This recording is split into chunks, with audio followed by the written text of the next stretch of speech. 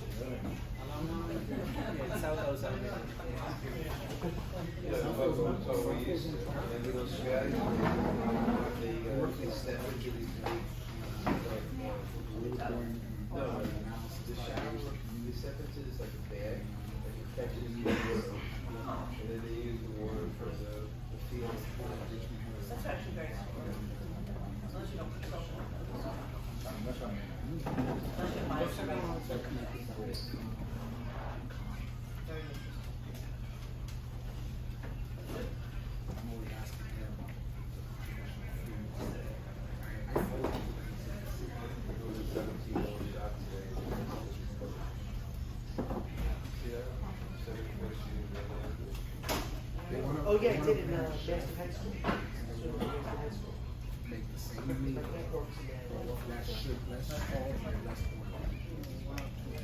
That's what they want to do. So maybe in the third quarter this year.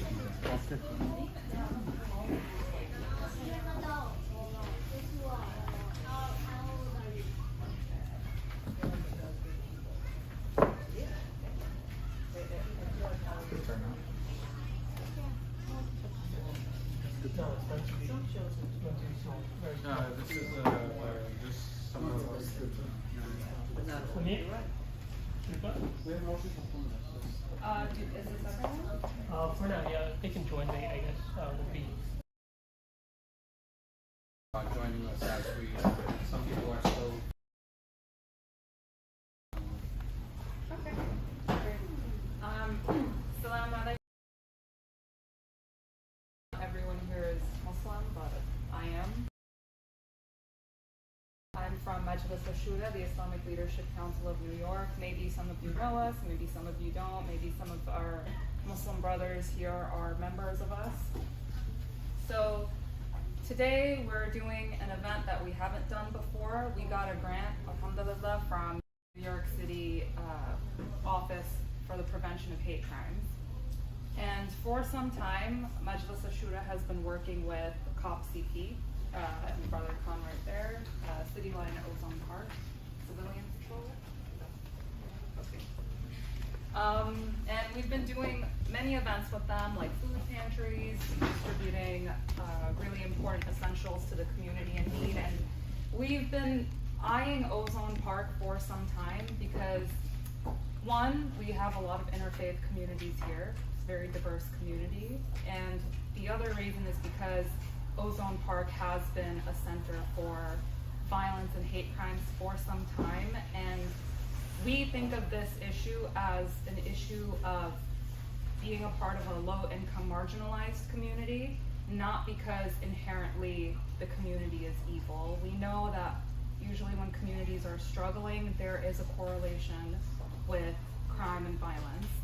And part of this grant was to have communities work together on developing initiatives to tackle these issues without always relying on NYPD to fix everything, NYPD and law enforcement. We want to try to move away from the model of policing and focus more on a model of community building and community initiatives. So today we have a wonderful presenter and guest speaker, Ellen Ritz. She's from the National Alliance on Mental Illness. She's, wonderful in so many ways. She's a nurse, she works with youth and bullying, and she's on a board for heroin. Of Nassau County Heroin Task Force. Yeah, so she's, her CV's too long for me to introduce right now, so I'll let her kind of do the talking and introduce herself properly. But yeah, I'm really happy that all of you are here, all of you joined, and maybe Ellen, if you'd like to facilitate the introduction. Yes, so, Bobby. Last. Can we go around the table and each person say where they're from? I don't know Ozone Park, but what are you associated with? Why you're here and what you might hope to get out of this.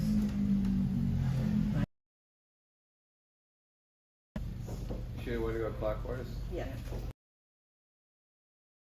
Because we were talking, so I figured, okay. I'm the president of the Our Neighbors Civic Association of Ozone Park, also the Caruana Foundation.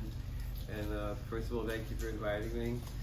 And I would just like to get out of it like a better understanding, of cultures other than my own. Thank you. My name is Robert Joseph. I'm the vice president of the Our Neighbors Civic Association of Ozone Park. And like was said in before, how we could work as a community to build and get to know the problems more. Absolutely, thank you. Yeah, my name is Bazlur Rahman, and I'm in Secretary of Al Furqan Jami Masjid. And first of all, I'd like to thank you on behalf of Al Furqan Jami Masjid. Thank you guys to organize this, and especially, we need the protection of our area. Due to whatever you said, thank you so much. Due to the Ramadan, we have a lot of protection in the police department, especially Iqbal Ali capacity. So we need more protection for our safety, safety of our neighborhood, safety of our children. So especially our mosques, a lot of elderly people, middle of the night, end of the night, 4 o'clock in the morning, go to the mosques, everybody says they are safety. So especially we need safety.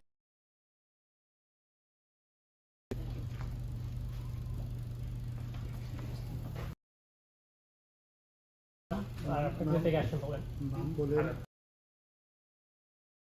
Itu boleh, boleh.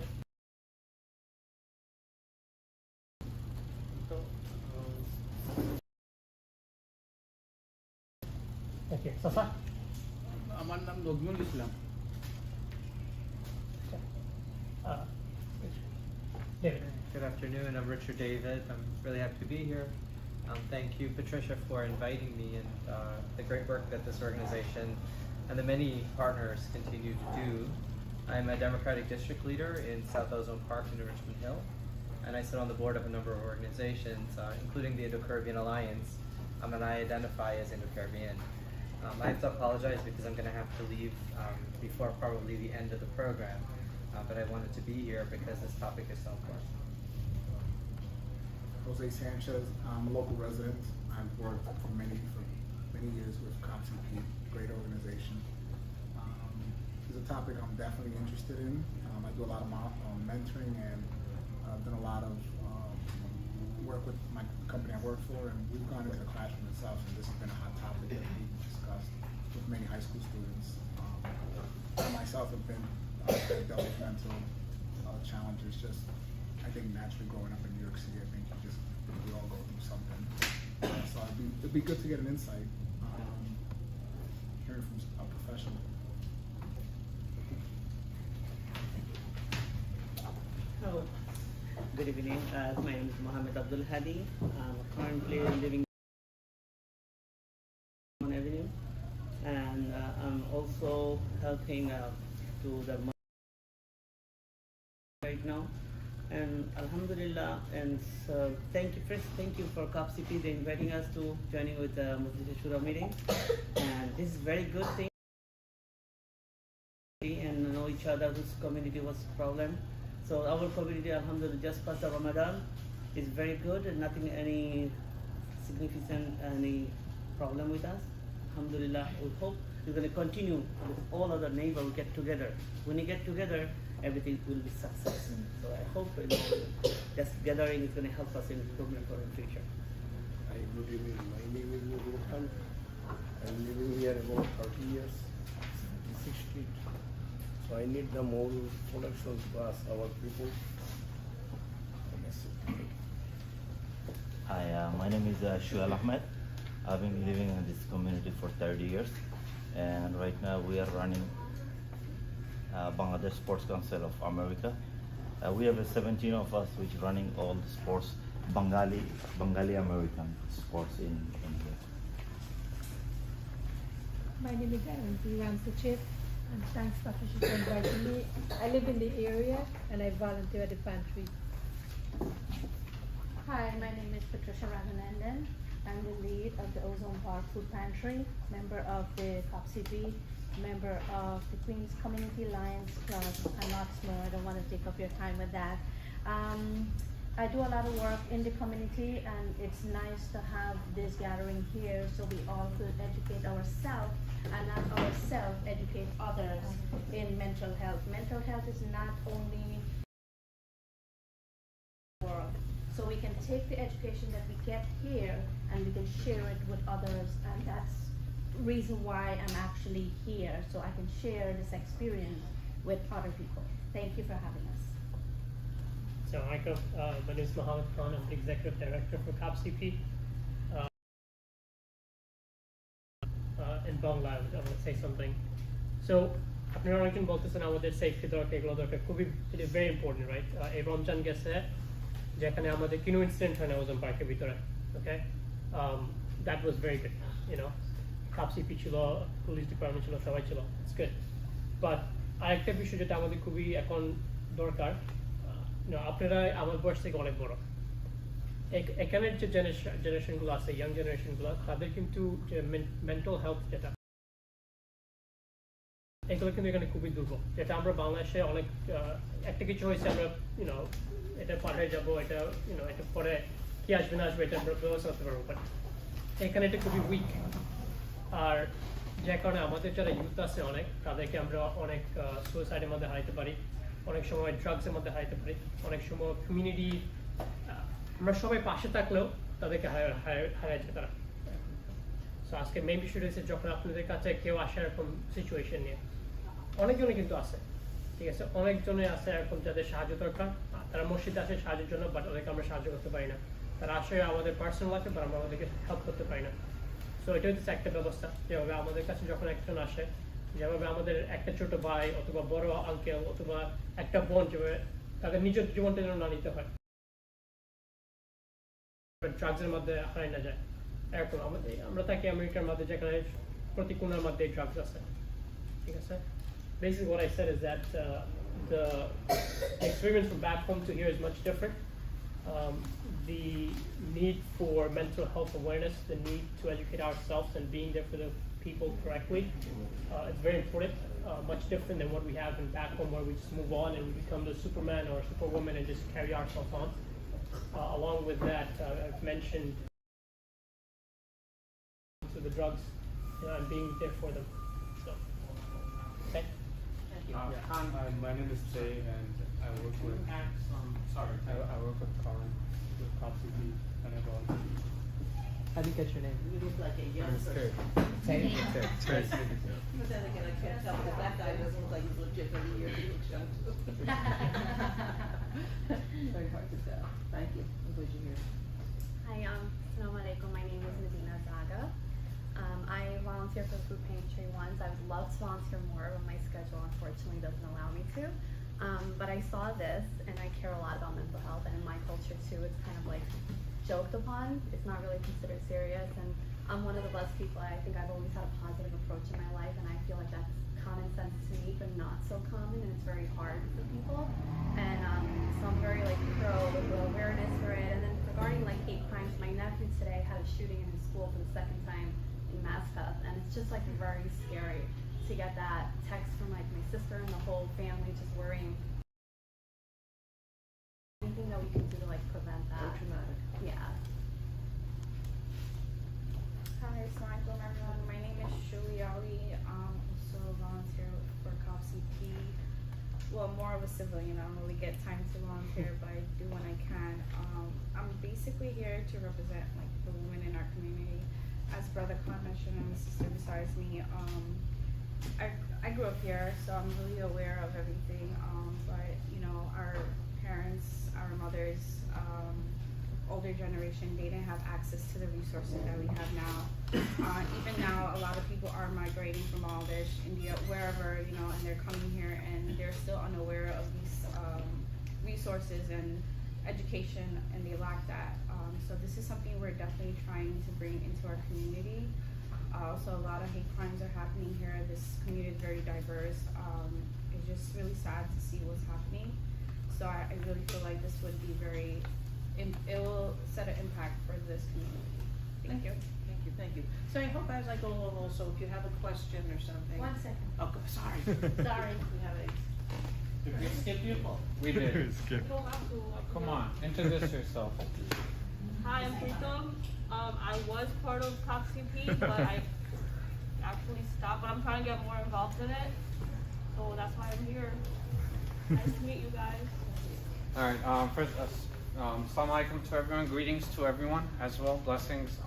Thank you so much, ASH-SHURA, for arranging this event. Thank you so much for taking a busy time from your daily life to come in to educate us in this topic.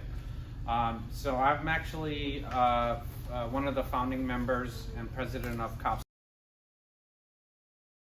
of the Ozone Park Food Pantry as well, that we distribute every Saturday, that we distribute to almost 2,000 families every Saturday. This is even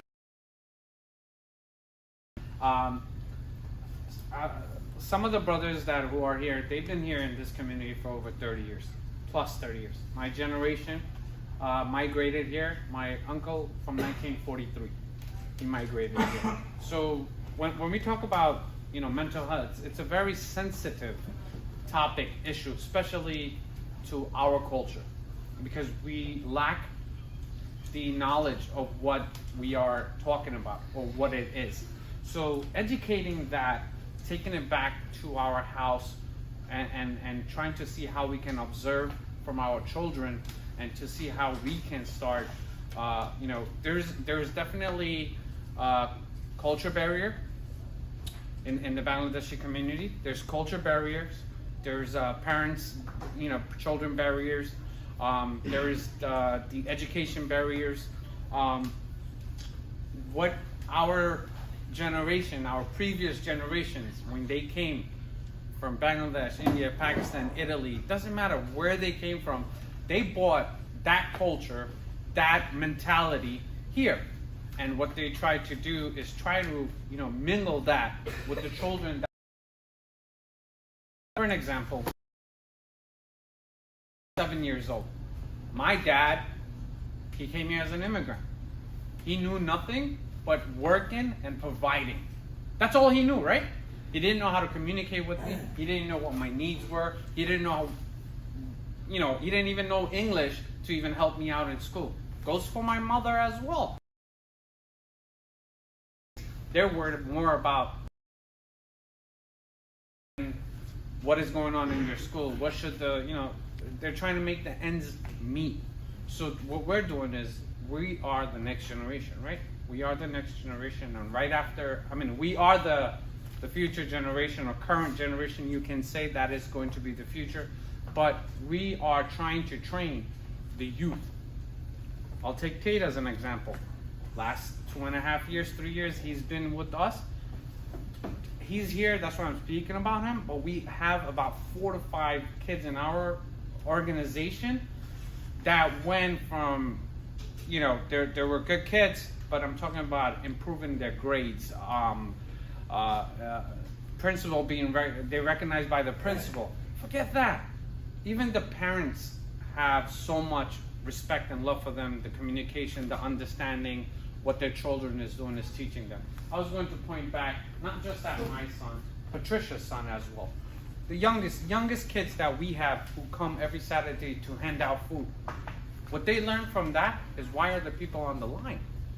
There's needs for it. There's a reason why they're on that line for the food, right? They might need it. So they're learning about giving back, right? That's something that we have in our culture. I do not want to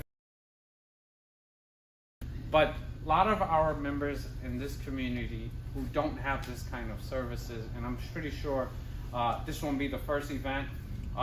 We lost, you call it a priest, we call it imam, who are the leaders of the church, temples, the mosque. We have lost 2 of them. We have lost at least 3-4 people in this community due to gun violence, due to crimes.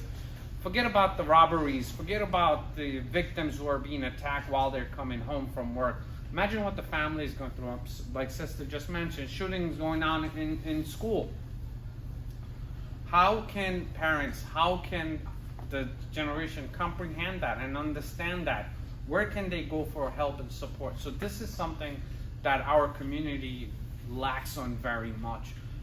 Besides, look, we're not even cops. But yes, we do work along the cops. We do work with them very closely. We do try to do our best to make any kind of, from anything happening in the community. So I'm not going to go much further. I wanted to give you a little brief understanding of the community that we're living in. In my eyes, when I compare Ozone Park, we have majority business owners, majority of this kind of families and stuff. But yes, when it comes to this kind of knowledge, we are a little behind when it comes to Long Island, Muslim communities or non-Muslim communities, when it comes to, Jamaica, these other different parts of New York City, where you have educated people, doctors, nurses, living in those communities. Majority of the people that live in this community, besides business owners, family who are taking care of families, are restaurant workers. They're too busy providing for the family, so they're lacking in terms of these kind of awareness, knowledge, especially raising their children in this kind of atmosphere and teaching them about mental awareness, about safety, about bullies. So again, I want to thank you guys so much for coming, and I want to thank our community people here who are representing us. If you guys understand, please, after this, we have translation if needed, or any other services they'll provide for us. Assalamu alaikum. Thank you so much. So thank you. There's a lot of things that my mind was like, I missed this guy before it started. But I'm a nurse, but I've been a Bellevue trauma nurse. That was a diabetic educator. So I'm a health educator in my heart. I'm a school nurse now, so I deal with BOCES kids. BOCES is kids who have been some developmental delays and all that kind of stuff. But my focus really is in, I think, crisis for people struggling with mental health challenges. But I also speak about many things. I speak in schools, and I know you social media must be something that's also going on in the home that's difficult. Quick things, tomorrow, if you don't have time, but you're welcome to still register. It is only for clergy. We're having Interfaith. We have Imam Sheikh Wali, Ibad Wali. Sheikh Ibad Wali is Yeah, he's the current Imam of Hillside Islamic Center. Yes, I do. I have more. And you can just reach out. So it starts at 12 tomorrow. We're gonna have somebody who is actually, and this is for clergy because clergy first are people, right? Are human beings with some of the same challenges or many of the same challenges everybody else has. And so this is gonna be in sacred space where you get to talk with in breakout rooms to other clergy, but we're also gonna have exercises and things. And this is our faith net.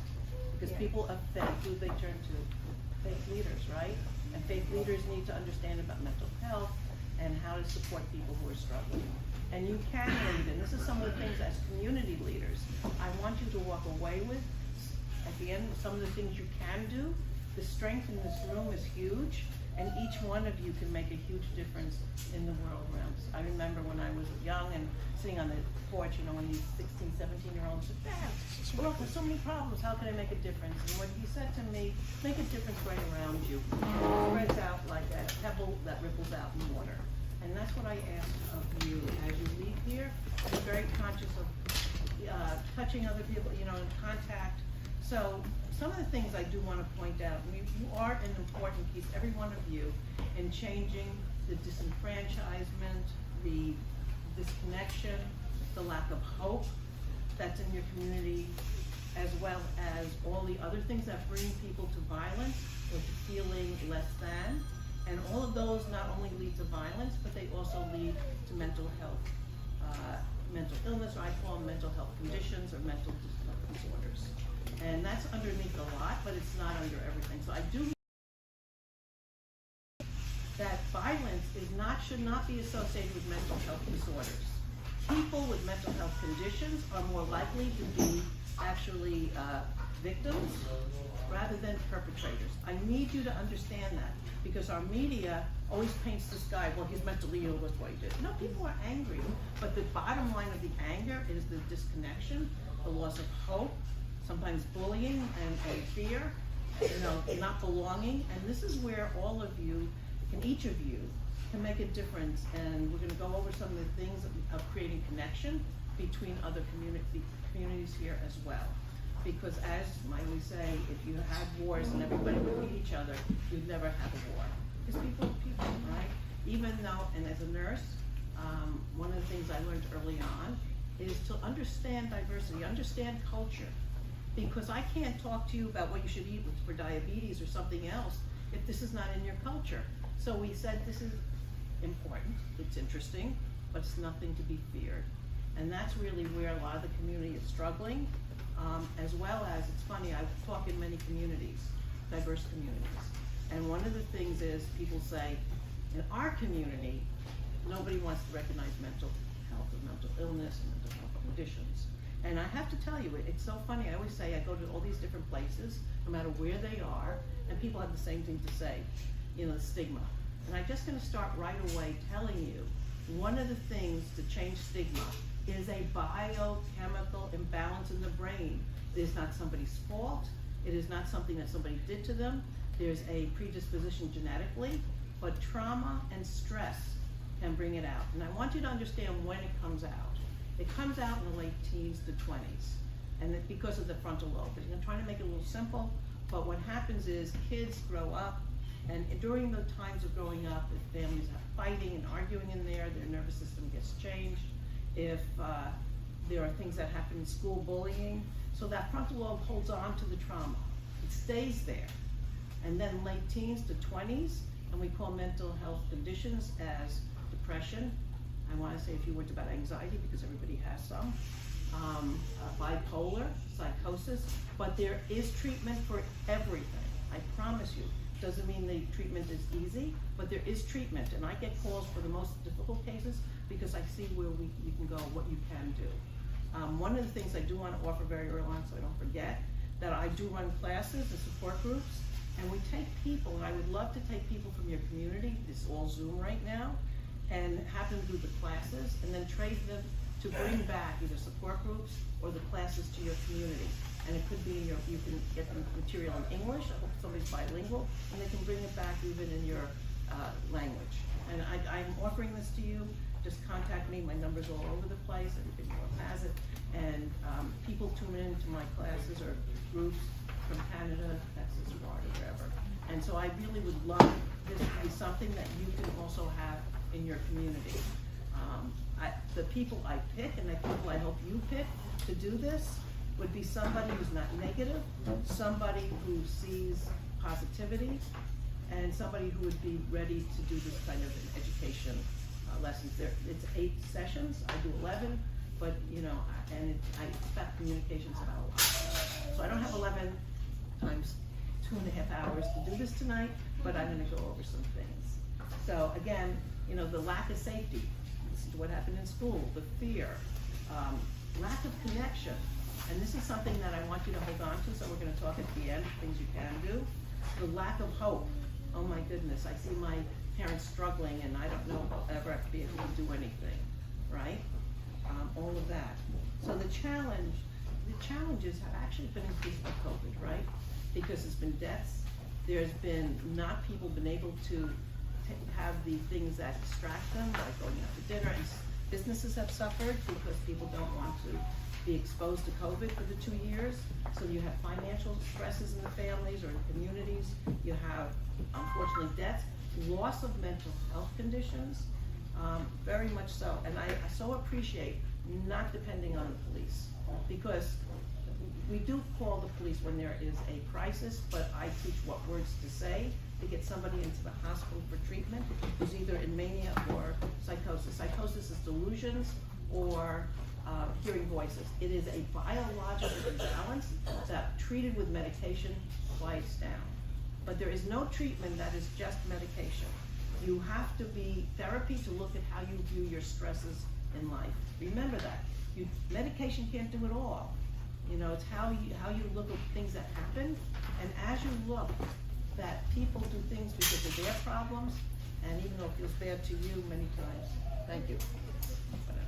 Thank you. So, mental health crisis is actually unfortunately bigger than ever. I'm not sure that the mental health crisis is bigger because of COVID, but I think it's brought to the forefront. I think people have always been frequently, and it hasn't been addressed. And that's the problem. The sooner you can address it, and understanding it is biological. And when I have people come to me, well, I don't like it, I say, excuse me, so if you have diabetes, would you not take medication? Yeah, I would. So what's the difference? Or if somebody comes and says, they're not accepting that their child has a mental health condition, that's usually a teenager or older or young adult. I would call it by children, by the way, not to be older. But one of the things is, so if they had, do you feel guilty because if you gave them asthma or a thyroid? No. So why would you feel guilty if there's mental health conditions in your family and the person lives with but suffers from depression or something else? Anxiety, everybody has anxiety. Anxiety is not something that's a negative all the time. It is something that is to motivate you.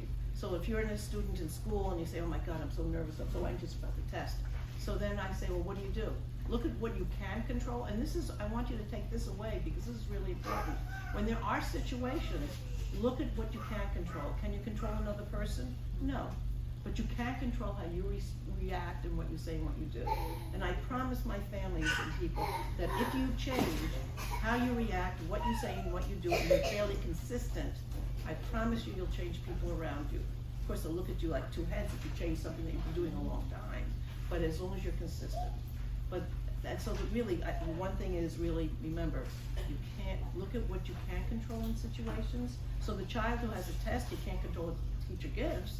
But he says, okay, so I'm gonna have to study for an hour every night, and that I can feel better about at least feeling a little bit more in control for the test. So that's where you use anxiety as a motivator.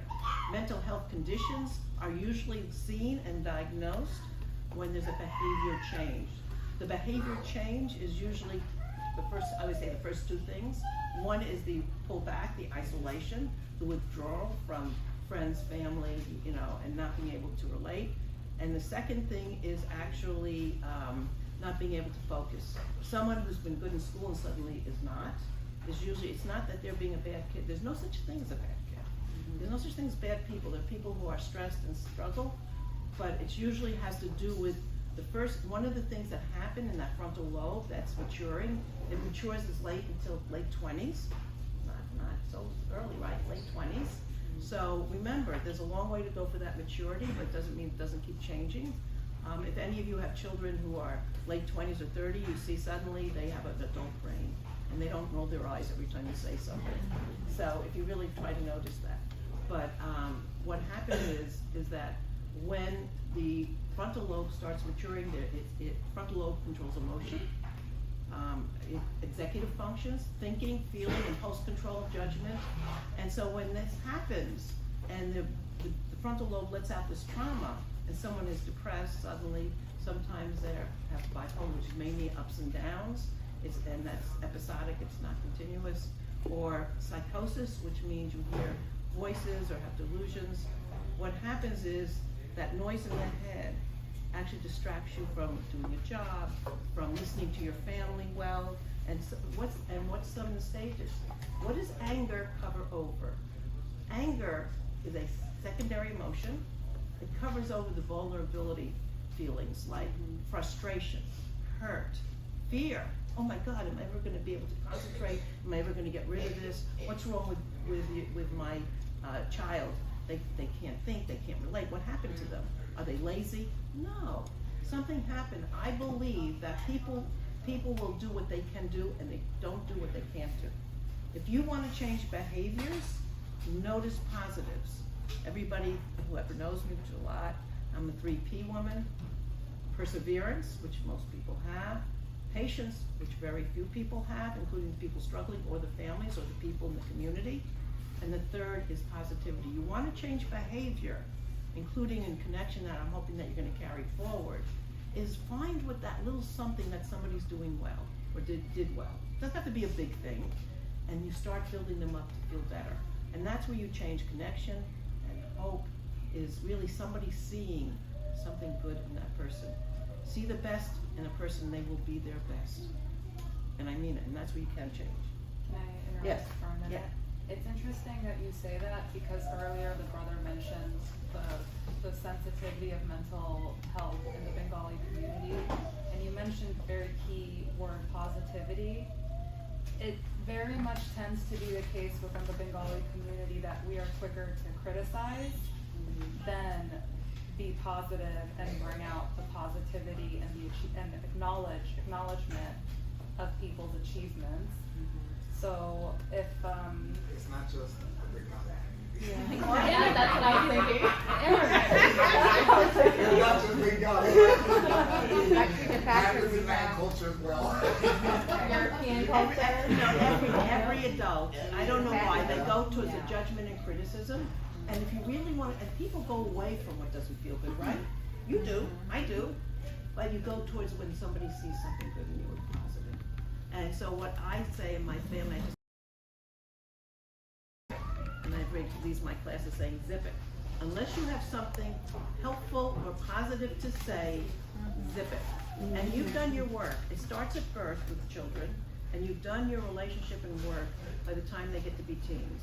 By the time they're teenager, they ethics, everything else.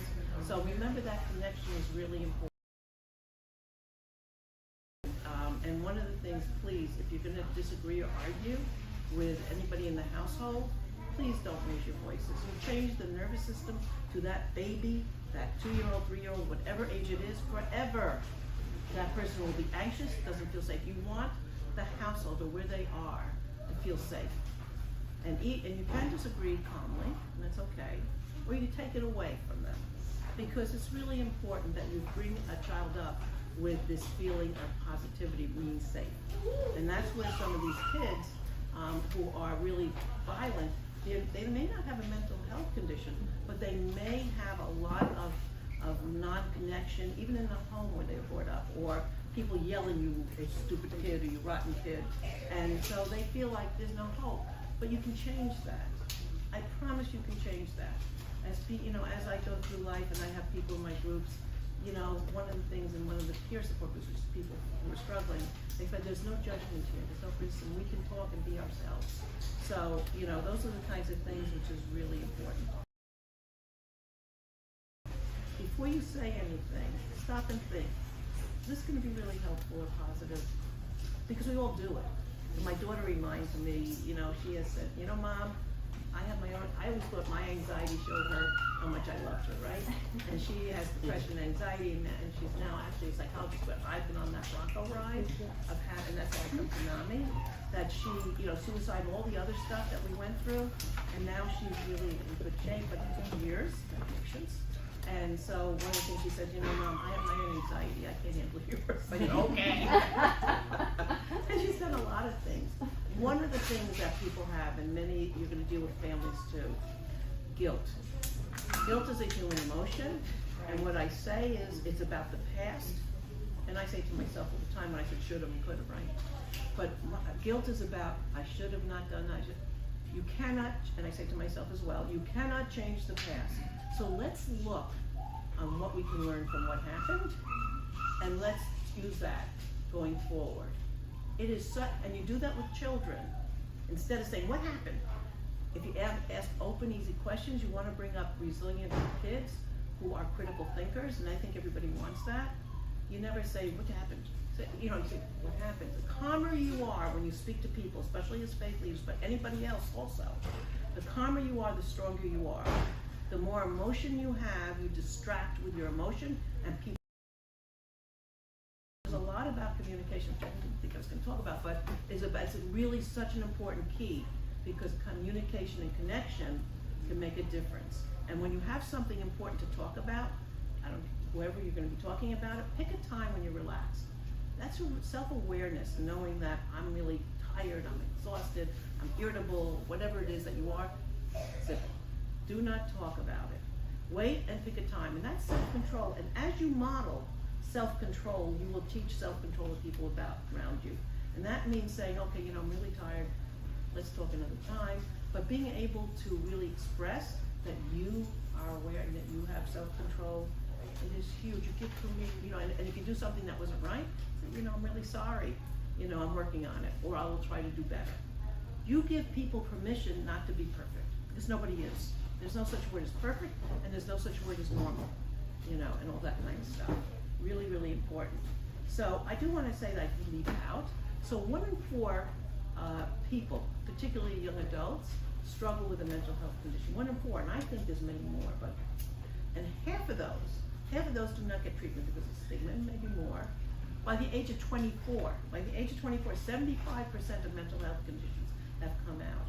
There's, and there's some along the way, but the ones that, like bipolar and psychosis, depression, you can usually see a little earlier, but they do not usually diagnose kids who are 11, 12, or even younger, because that brain isn't mature enough to really let out the actual condition.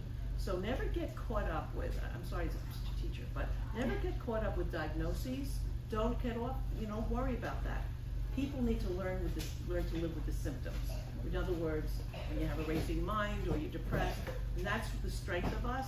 But what happens, I deal with families, and families get very frustrated and angry because they can't control or they can't help that person.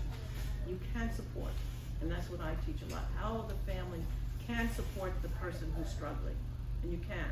And how you do that will speed them along a little faster or slower. And so when we get angry, you increase mental health disorders. When you are calm and you say, what can I do? Tell me. We don't know what somebody needs. We don't know, I don't get anybody. We don't know what each other needs here, really. So by asking, well, what can I do? How can I help you? And really listen. It's the one thing we don't do a lot, right? And you have to be a good listener. Because I see people who are struggling, and I see a different person than the family sees. And I hear different things. And I'm going to tell you, every child wants to please the adults. Every child. Remember that. So why isn't that not easy to say, thank you for helping? And that's some of the things that we're going to talk about in a little bit. Let's see, I have a lot of stuff, but let me just, I go off substance use. Let's talk about substance. There's so much to talk about. So you're having a problem in the community with substance. We call it use, not even abuse anymore. Yes? Very apologetic for interfering really quick. So we do have a few people that joined in, right? And apparently, you know, we run on Desi time, which is a little behind.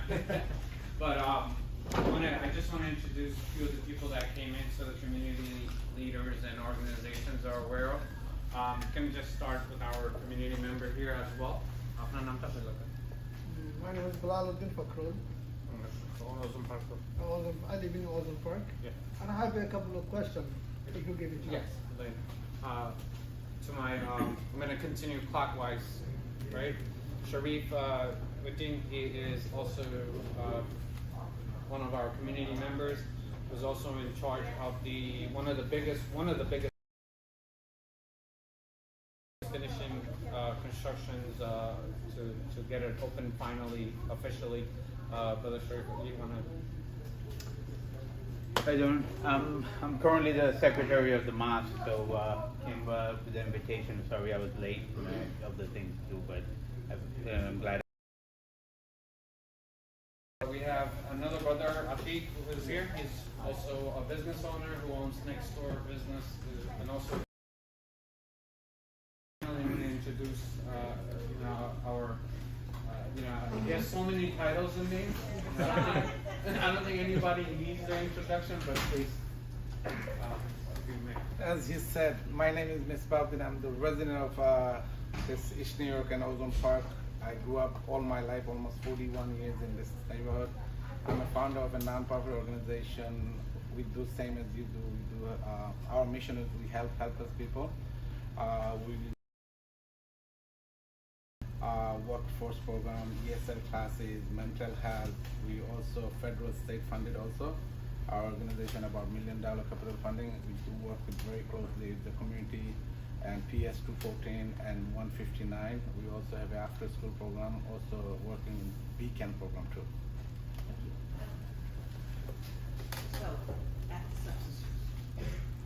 So, substance use, and the worst thing that could have happened was legalizing marijuana, in case you want to know. Because young people think, oh, it's legal, it's okay. Well, the THC in marijuana will trigger, especially in young children or young adults, will trigger psychosis frequently. And it's treatable, but once it's triggered, it's there, even though you think it will go away with the substance.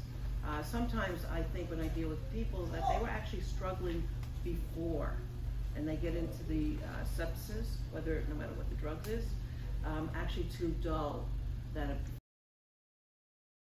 to focus, not be able to concentrate, the pain of feeling like and I see how well everybody else is doing, or reasonable how everybody else is doing, whether it be in the family or in the community. So one of the things is that what I suggest, if you find somebody who has a mental health condition, you cannot take away substances without treating the mental health disorder underneath. And remember, hopelessness, not connection, is really, there's a lot of depression. Nothing else, there is depression. And so looking at that, if you don't, yeah. I have a question. I like what you mentioned earlier.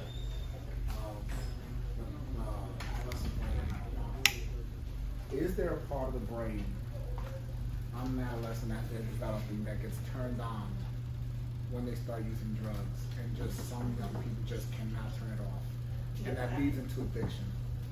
Does that lead into addiction? Yeah, it's the dopamines that what happens is that drugs increase the dopamines. Like coffee will go 500 so much, but when you do the drugs go zzz, up, and it's so high. And each time you do more drugs, you need more and more, because that's that satiety center, that center where you feel the pleasure, needs more and more. Going on now, a lot of deaths of ODs. It's cheap, and I put the fentanyl, they lace it sometimes. And so the one thing, and that is really awful, is that there's a lot more deaths because kids don't understand it. And again, you need to really have somebody go into a treatment program, but it's not just for the drugs.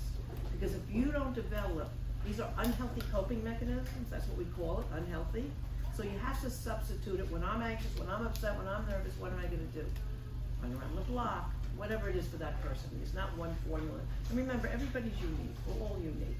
And so finding out what's important to that person and what they feel that they, you know, you can't tell someone to go on a treadmill like me, and I don't like a treadmill. Tell me to go on my bicycle, I'll do that. But do you understand what I'm saying? You need to individualize that and find out from the person. You don't tell, you ask. And I'm gonna tell you, you wanna teach people, ask. Don't tell, ask. What do you feel, what do you want, whatever. And you learn where they're at and why they do it. My basic belief is that people, they do things and they have reasons. Is it reasons you will agree with as well? When you have a child come to you, I don't care how old, you want to start building resilience and critical thinking. So what happened? What do you do? My brother-in-law, his son got sent home from school, and the teacher called and said, Jesse threw a pencil at somebody. So my brother-in-law, I didn't know he was this smart. He said, what happened? So Jesse said, I had 2 pencils and somebody near me wanted a pencil, so I tossed it gently to the person. Do you understand? Do not assume anything. When you assume, you're making a big mistake, no matter who it is. Even if that person has a reputation, please don't. Leave the door open for the present and the future. When you keep on going back to the past and labeling and putting people in boxes, you'll never let them go forward. And I mean that. Please try. That is the one thing when you know, because I do believe in the nature of do bad things, they really want to, and they're stuck in this thing of hopelessness and that they can't get out of it because everybody's always identifying them as, and so, by the way, I have something else to show you. My daughter gave it to me. And it says a cute reminder to help you when you're about to judge that someone is reacting to something you think is no big deal. There's 2 dogs, I love dogs. And it says, how deep is the mud? Depends on who you ask. The little doggy's all full of mud. The big doggy only has it on the paws. We all go through the same stuff differently. And I don't care if you have 2 kids or 6 kids or people in the family, you put them in the room, something happens, everybody's gonna come out with a different story. And that's people are born with different sensitivities. You know, I have a brother and a sister, I'm like, where'd they come from? Not my parents. Where'd they come from? But you know what I'm saying. So people have different personalities and different sensitivities. Just because one child or one person is hypersensitive and reacts and cries or whatever they do, remember, they're sensitive about that. That's who they are. Please don't make fun of them. Don't get upset with them. You know, try to support them with what they need. And when you have a child struggling in your family, and I'm going into the children bit here, make sure you don't only concentrate on the child struggling. Make time for each other child on a one-to-one basis. It doesn't have to be often. And when you make time, let's say on a weekend, whatever you do, make sure you talk not about the child struggling. I want to hear about it. I want to hear it, and it should be on a one-to-one, not 2-on-1. And remember, those are some of the things of how you can help. Something else that, let's talk about what you can do in the community, because I think there's a lot that you can do in the community to create more harmony. Yes? I have a couple of questions. So I understand your total address is concerning the mental health issue related to accused. But my question is that I believe we have a communication with the accused. That's the reason. Lack of communication. People do not listen to elderly or parents. What is the best resource to learn how to make the best communication with the kids? So I gotta tell you a little funny thing, because I was thinking about this before. I was invited into the Chinese community, and it was young parents of kids who were in Sunday school. There was a pure Chinese community. And I was supposed to do emotional intelligence, which is leadership abilities, same thing as all this stuff, pretty much, using different names. And he says, you know, my father said, do this, and I did it. I say that to my kids, and they don't even listen, you know. So that's a weak stance. You want to create, again, critical thinking and resilience. Do this because, not do this because you're an authoritarian. Do this because, you know, or this is the family rules. You need to go to, you know, temple, whatever it is. But way, do it as a matter of fact way. Remember, when you're more powerful when you're calm and you lead your children calmness. Yeah. My parents have 5 kids. My mother always would get angry, and it was like I was the second child, so it's like really rough discipline. My father always sat me down, and my father had more of a strict reputation, but he'd sit me down and he'd explain why I got mom mad, what I did wrong, and how to correct myself. And I always understood it that way. And I think I turned out pretty good. Example. So. Prime example.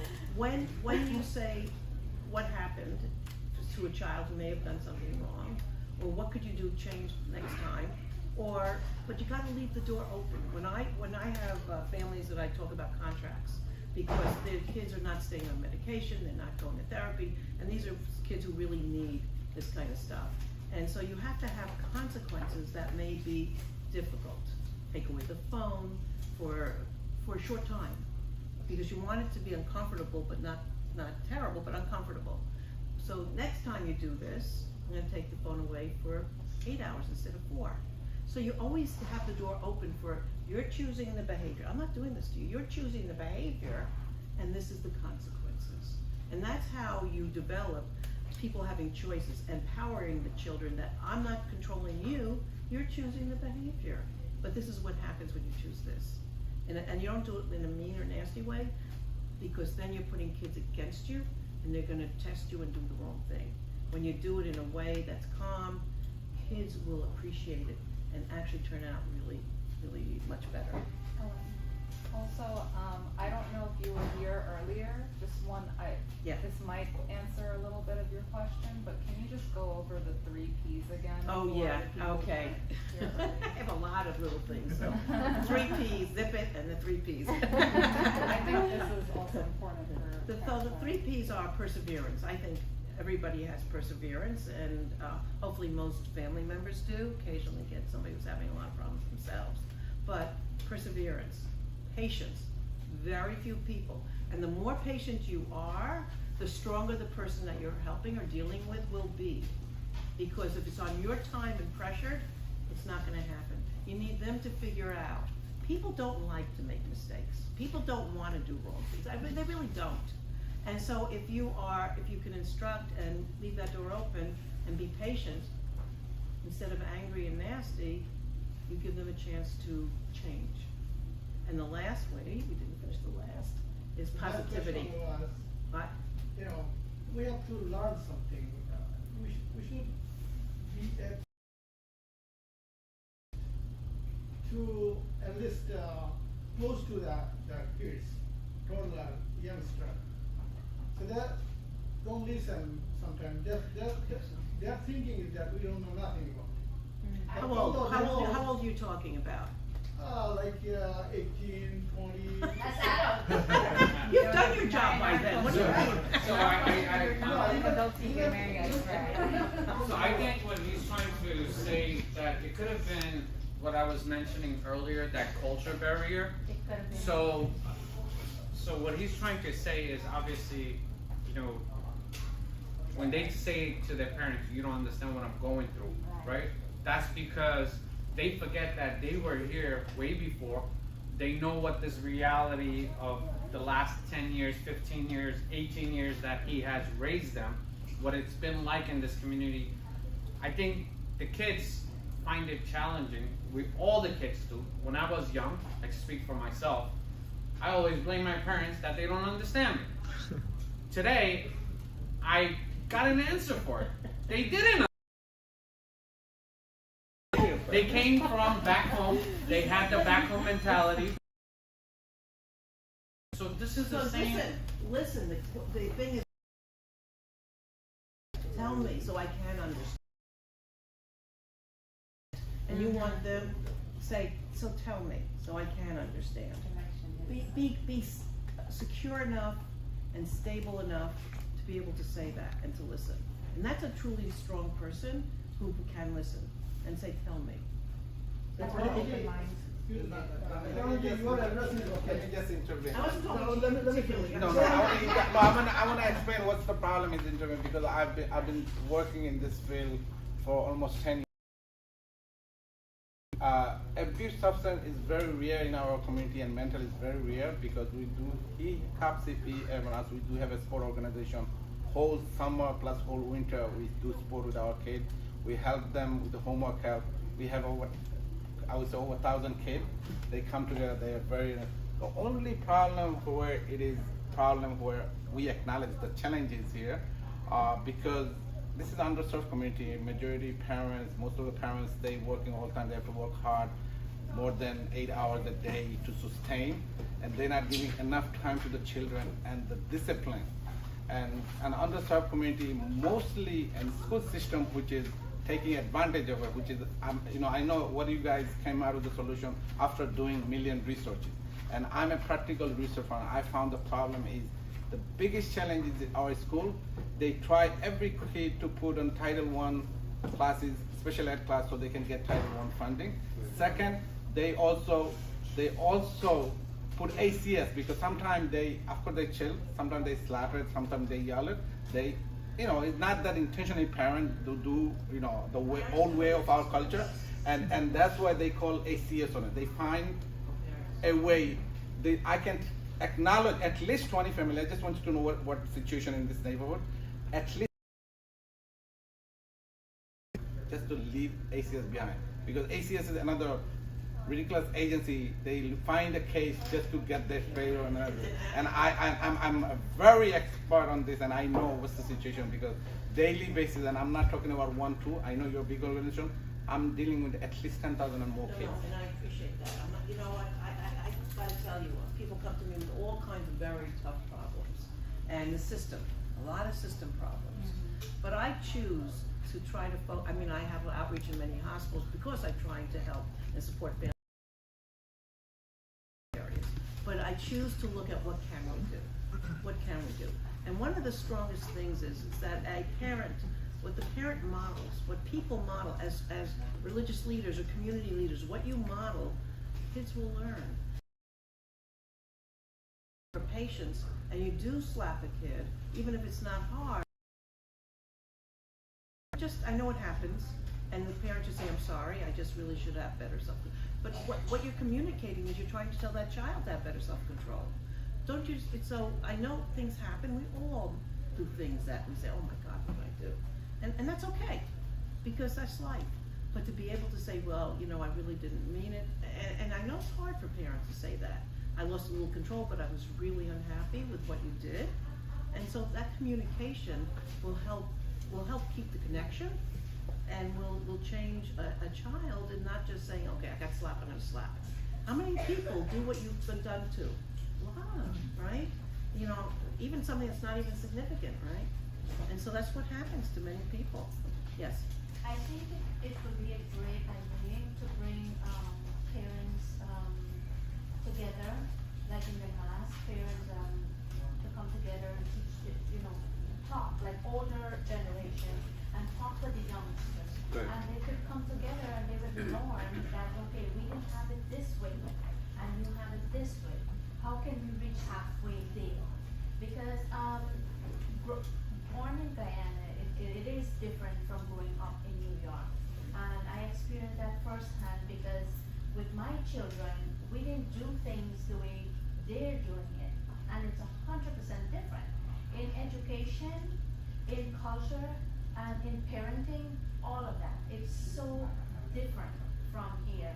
So like, the temple, the churches, the mosque, can come together with their own set of people and teach our children, parenting, we teach them.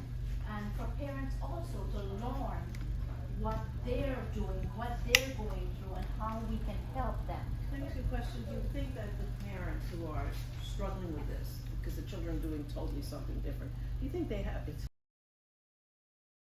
think it's wrong? What do you think is underneath that? Because sometimes you look what's underneath it, it helps you find solutions. I think it's a little of all of it, actually. Yes. Because you mentioned they fear that, they're not doing well. They fear they're not do. As a parent, I'm listening and I'm thinking back. I've said, or I could have done better, and I could have listened more and not saying, well, you got an A on the last time, why you got a 90 or an 85 so now? let me give you some advice right there. Because when I was on the school board, one of the things that I learned, and my daughter was already in high school, never praise the A, never praise the 90, praise the effort. Because in this world, people will always do better wherever you are, but you put in the effort, no one can take that away from you.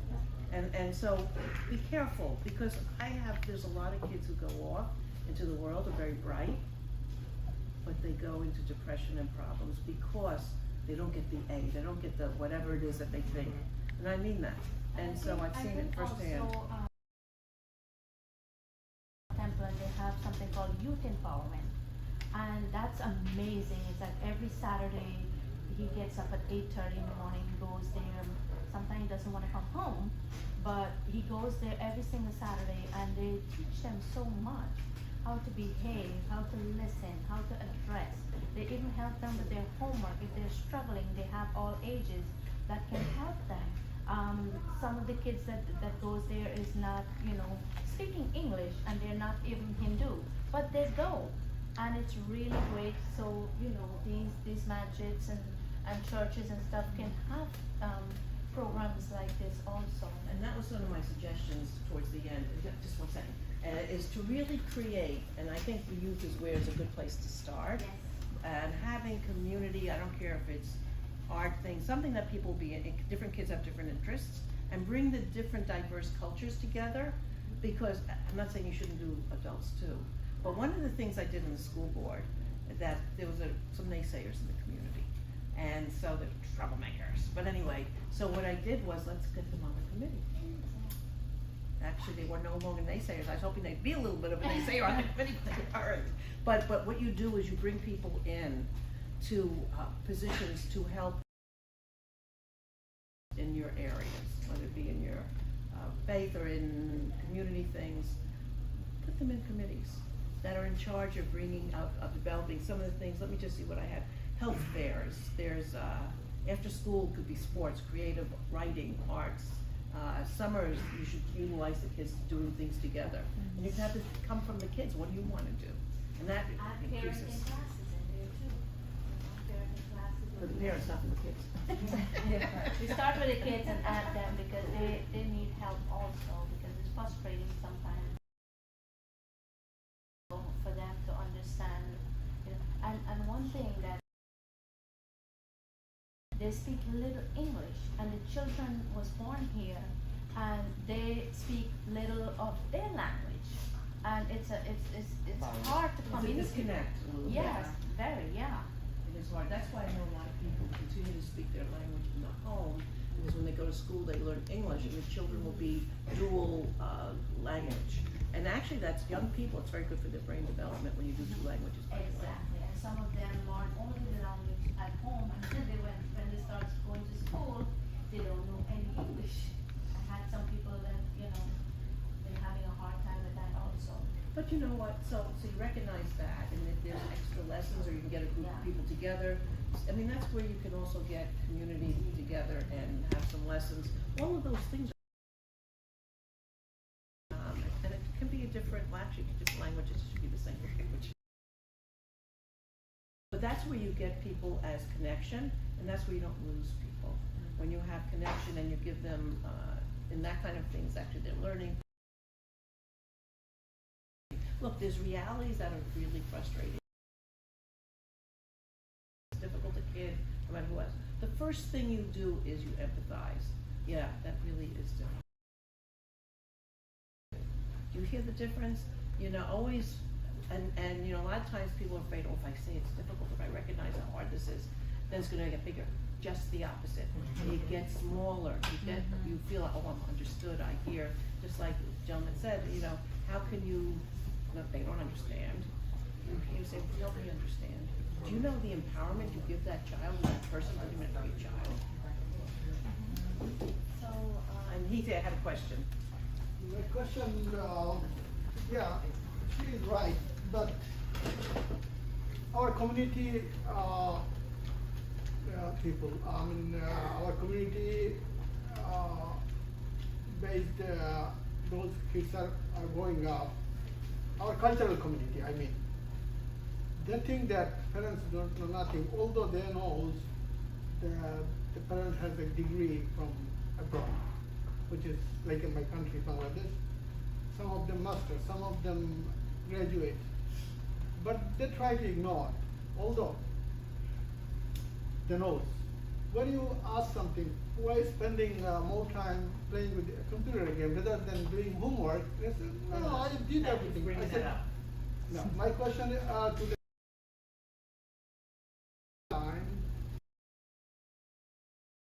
homework. Everybody has more power in their homes. I do see this all the time. Families have far more power in their homes to limit. You have house rules. They shouldn't be harsh, but they should. An hour or two before bedtime, I need your phone and your computer.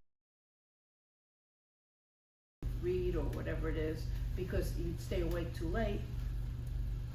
On weekends, it's really important that people self-soothe and do other things besides the social media. And the social media is very disruptive because you see everybody's having a good time. How come, I'm not, or how come my parents are, whatever it is that people think, right? So you really need to establish fair and reasonable rules. I think what happens too is that growing up at home, we always either we have chores to do or we have schoolwork to do. So if we're not doing our schoolwork, we're out there feeding the chickens, or we're planting the garden, or we're doing washing the house or something. We always have a chore to do. So we didn't grow up with computers, and it's very difficult for that because the kids now, when they're home, they don't have to do what we did, which we had work to do. The best thing for them to do is go on the computer, go on the phone and playing games. Oh, you did your homework? Yes, I did. It didn't last yours. Like you did yours. Yeah, exactly. And they don't want to disclose any of that, any part of their life. Like, how did your test, last semester? No, I did good. He has it bad.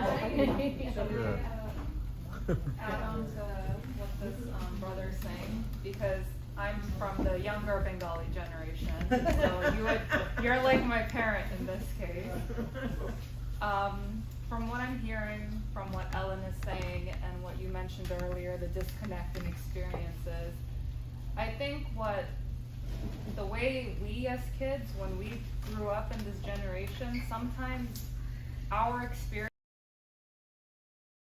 we're Bengali at home, but we're American when we step out, and the experiences are so different, because I think sometimes what our parents forget is we're not being raised in Bangladesh, we're being raised in America, and we're seeing kids with very different experiences. So I think this identity, that we grow up with, sometimes is a little bit difficult for us. So maybe kids are not really developing a proper connection with their parents because all their parents care about is maybe their test scores, and they're not understanding the child's mental health. Maybe there's something bothering the child and they feel like they can't talk about it with their parents because their parents either don't care or they won't understand.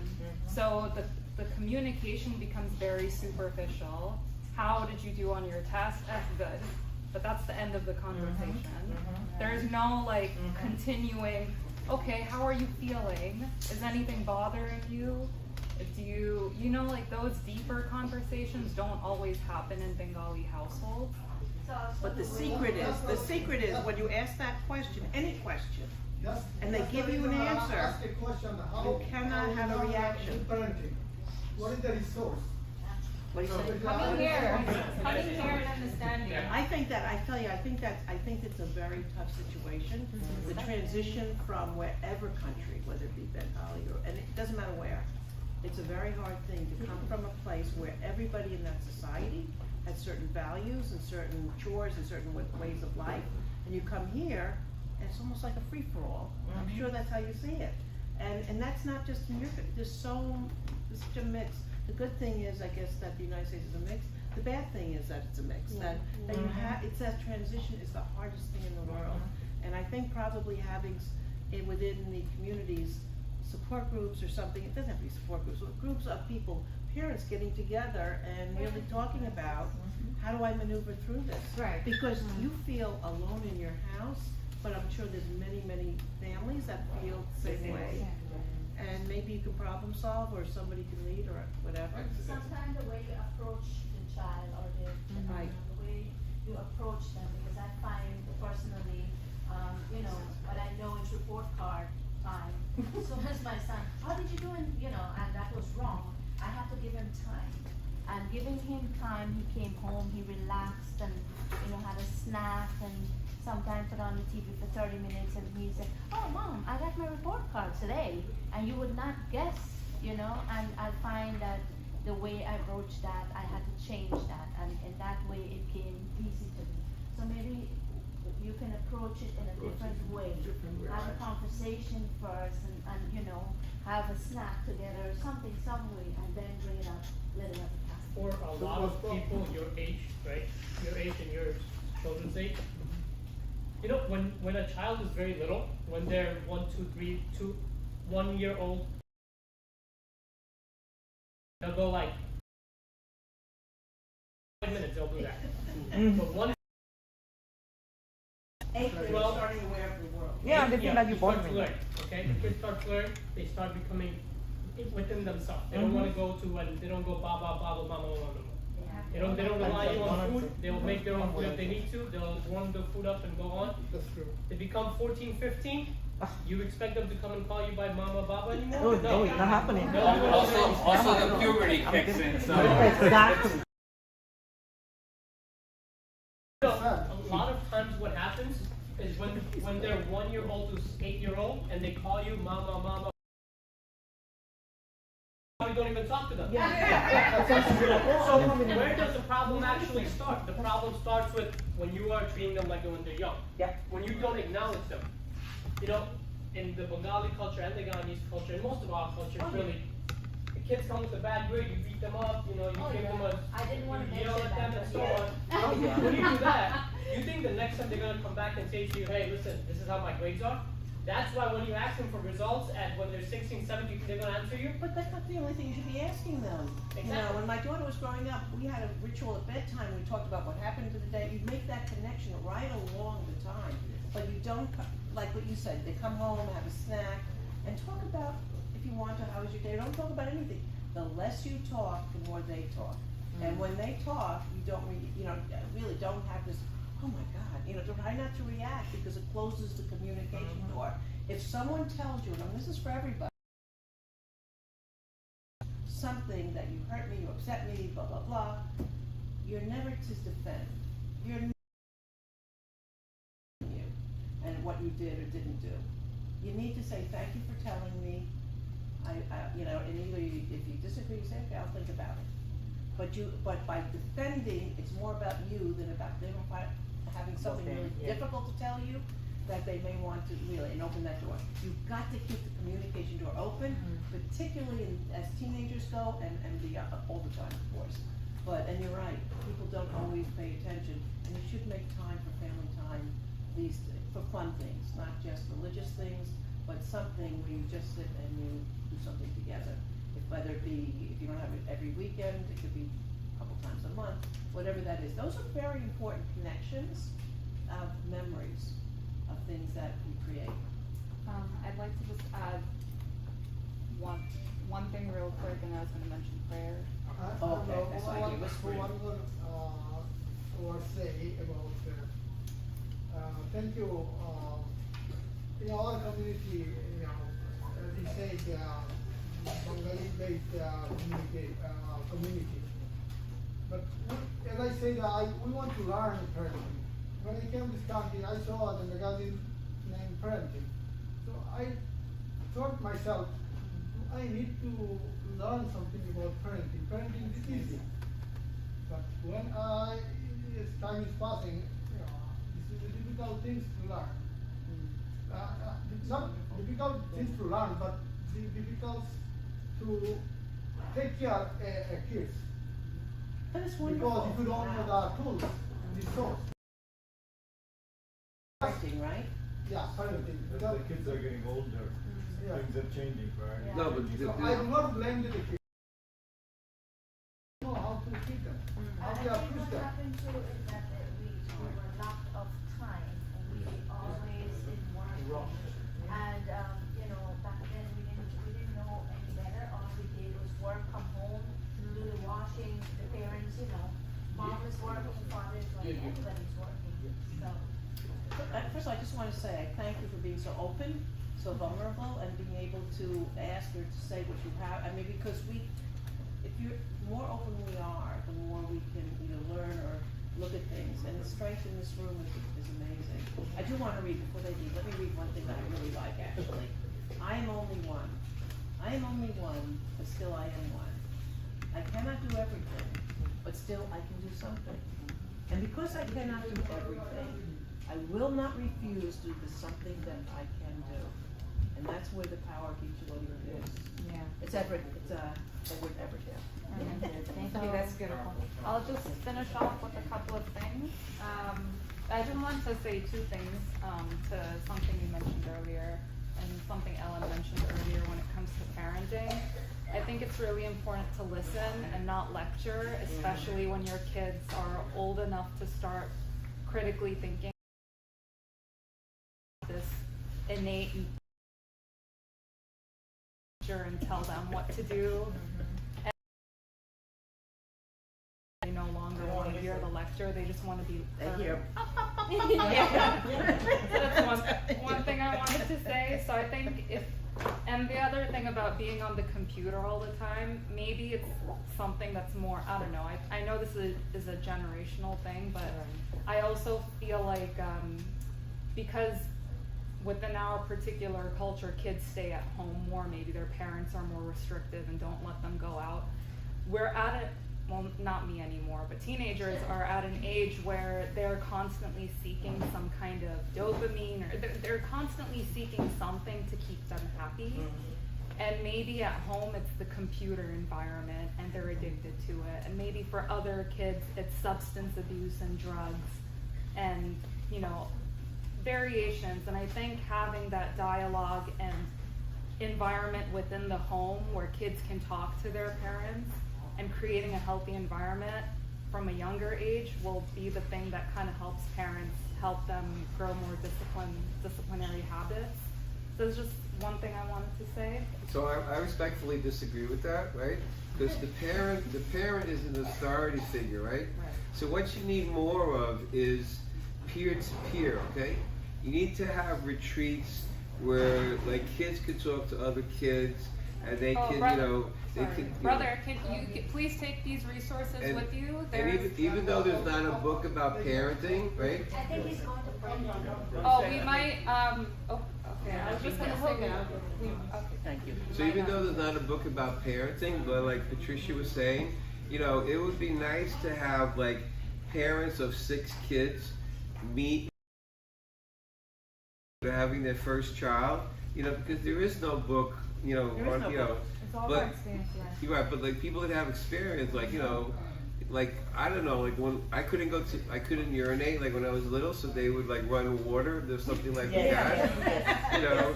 I mean, yeah, because I take care of kids. Well, they're now 14 and 17. Yeah. And I can, all what you're saying, I see it. Even in the 17-year-old and the 15-year-old. Yeah. And sometimes don't even want to, he just wants you to listen to what he has to say. And sometimes that's what I do. I haven't seen him in a few weeks, and today I saw him and I was like, hey, what's up? What's going on? Tell me what's going on at school. I said, what are you doing for the summer? He said, oh, I'm going to get a job. I was like, whoa, money. You know? So sometimes they just want you to, you know, have a conversation for you to listen. Sorry, I do apologize. We're going to take a quick prayer break, but there is Thank you for joining us. We'll there end is our food available, so let us event start here. bringing up the plates. And,